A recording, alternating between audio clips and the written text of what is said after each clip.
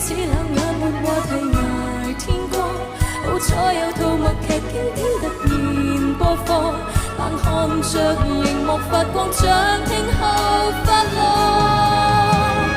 球足舉手太多，神經開始痛楚，當我不夠你是我，死撐下去太做作，為了什麼？不說話也會換來浮躁大動作更多，離開講得太多，情感一早試過，默劇到尾聲，不要你認錯，快要分手吧，可以這樣沉默作結束都不錯。